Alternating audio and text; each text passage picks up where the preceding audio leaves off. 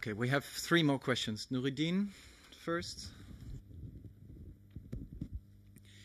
Nuruddin Fridi from Al Arabiya Television.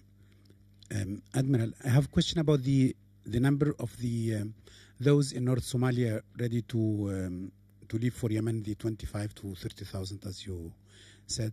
How are you contributing to fight the human trafficking in Gulf of Aden? And once these people are in the sea, are you conducting or orienting them and given or presented to the Yemeni authorities? Are they sent back? And who is differentiating them between who is refugee and who is not a refugee? And I have another question, if you don't mind. You said in the first presentation that some of the boats have been destroyed by during the operation. Can you tell us there are 75 who are being tried in Kenya, others in other process? Can you tell us, do you have a number of those who have been killed? Thank you. Starting first with the yes, thank you very much. Starting first with the refugees, as I said, the issue of refugee movement between northern Somalia and into Yemen and indeed other places, but by sea and overland. Of course, a lot of these people move overland as well in very desperate circumstances. Is a prime consideration for the UNHCR and indeed, of course, for the government of Yemen. And our mandate, our direction is that when we encounter these vessels, we pass details in terms of location and so on to UNHCR, and indeed that information is passed at the appropriate level to the Yemeni authorities. But we don't intervene, we don't come alongside and do anything proactive with regards to the vessels. In many ways, it can inflame already a sensitive situation. So we deal with them on a humanitarian basis if there are challenges, and we pass on our sightings to the appropriate authorities. And it is those authorities that decide whether they're refugees or human migrants or economic refugees. That is not my business. That is the role of other organisations. With regards to the number of pirate killed, what we do is when we encounter a pirate action group, we sometimes have difficulties with what do we do with the detainees that we have on board. In an ideal circumstance, we would like to get them in front of a judge.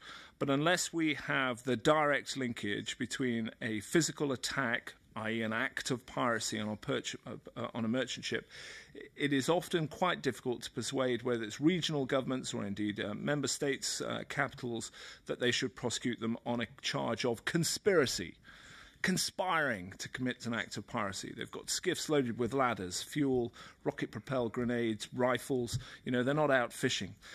So it's what we do with them in those circumstances. And if we can't persuade a judge to take them or a country to take them, put them before a judge, then we dispose of their pirate paraphernalia. Their attack skiffs, which are the small ones, we burn and destroy. We get rid of the ladders and we give them sufficient fuel, or they're left with sufficient fuel and food to return to Somalia. It's not ideal. It takes them out of the Somali basin. It stops them doing further attacks. But that's the limit of my authority, unless I can get them in front of a judge, and for a variety of reasons, I said I can't.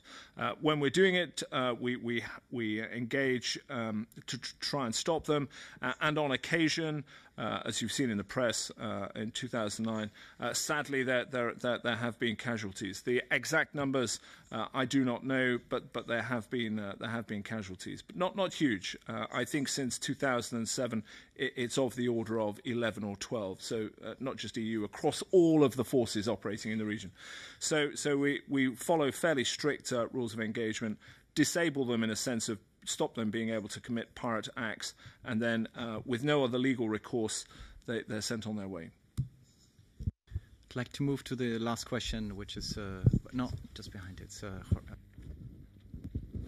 Jorge Valero from La Razón. I would like to know the Admiral's opinion about ransom, because they have become a frequent solution for with the pirates, but they are giving fresh resources for new attacks.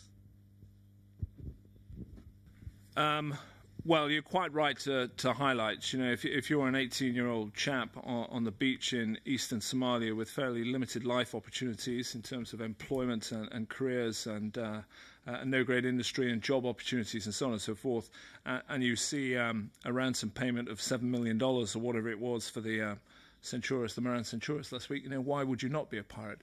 It is quite difficult when ransom payments of that sort of order are paid. But that is not my call.